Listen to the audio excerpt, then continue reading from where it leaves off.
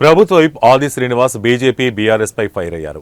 కేంద్రం నుంచి రాష్ట్రానికి నిధులు తీసుకురాకుండా ప్రభుత్వంపై విమర్శలు చేస్తారని మండిపడ్డారు. 10 ఏళ్లు అధికారంలో బీఆర్ఎస్ దోపిడీని బీజేపీ నాయకులు ప్రశ్నించలేకపోయారు. కాంగ్రెస్ సర్కార్పై ఓర్వలేకనే ఈర్ష్యతో మాట్లాడుతున్నారని విమర్శించారు.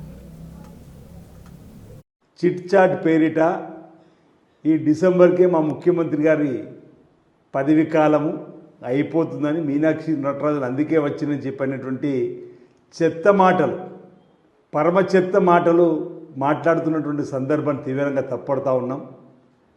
వారి పరిస్థితి గురువింద గింజలాగా ఉంది.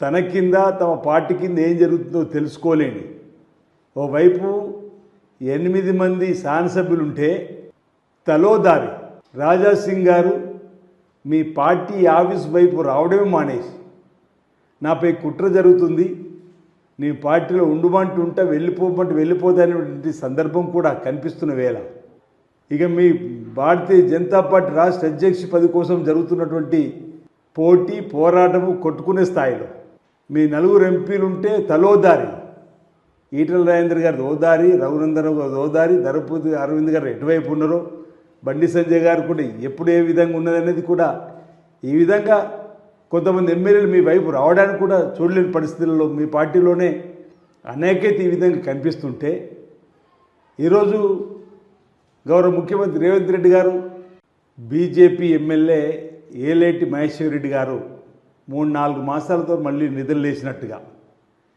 చిట్ చాట్ పేరిట ఈ డిసెంబర్కే మా ముఖ్యమంత్రి గారి పదవి కాలము అయిపోతుందని మీనాక్షి నటరాజన్ అందుకే వచ్చిందని చెప్పినటువంటి